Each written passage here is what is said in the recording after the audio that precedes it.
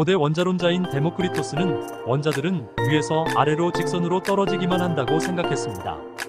그러나 고대 로마의 시인 루크레티우스는 사물의 본성에 관하여 해서 원자들은 이탈운동, 곧 편이운동으로 클리나멘이라고 부르는데 이러한 운동을 한다고 보았습니다. 우발적인 충돌을 한다는 것입니다.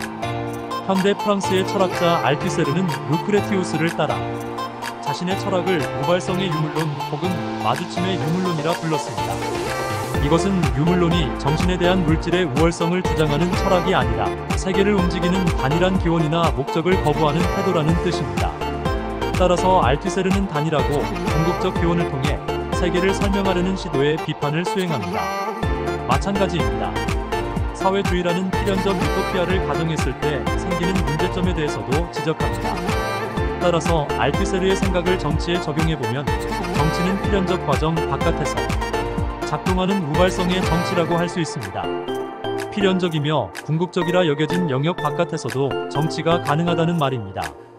알투세르는 이렇게 말합니다. 철학은 이론에서의 계급투쟁이다. 그렇습니다.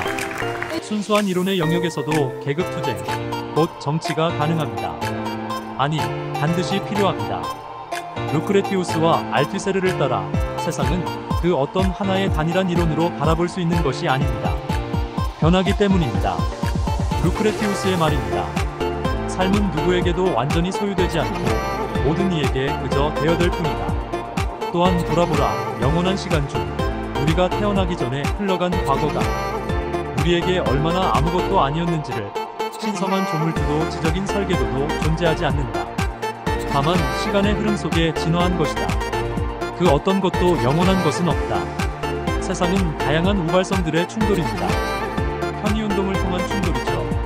그러나 최근 과학자들에 따르면 지금까지 발견된 우주에 존재하는 힘은 5가지라고 합니다.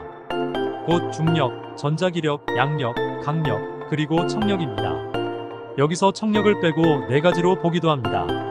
사실 과학과 철학의 존재론의 역사는 물질의 근원을 찾는 것에서 시작합니다. 화학자들이 수많은 물질을 분해하고 분업하는 과정을 거쳐 물질이 원자로 구성되었음을 밝히자 물리학자들은 원자를 조사하여 원자핵과 전자로 구성되었음을 밝힙니다. 이후 소립자 물리학은 원자핵보다 더 작은 세계를 탐구하죠. 따라서 모든 물질은 쿼크와 렙톤이라 불리는 몇 가지 기본 입자로 이루어지고 이들 사이에서는 중력과 전자기력 그리고 강력과 양력이라는 4종류의 기본 힘이 작용하고 있음을 밝혀내었습니다. 중력은 물체를 땅으로 떨어지게 하고 달이 지구 주위를 공전하게 하는 힘입니다. 전자기력은 원자핵과 전자를 결합시켜 원자를 만들거나 원자와 원자를 결합시켜 분자나 결정을 이루게 하는 힘입니다. 그리고 강력은 양성자와 중성자 내부에 있는 쿼크들을 결속시키는 동시에 양성자와 중성자를 원자핵 속에서 강하게 결합시켜주는 힘입니다. 양력은 우라늄이나 나듐 같은 원소들이 방사능 붕괴를 일으키도록 작용하는 힘입니다. 청력은 암흑에너지로 불리는 우주의 기본 힘입니다. 중력과의 관계에서 본다면 당기는 힘은 중력, 미는 힘이 청력이 됩니다.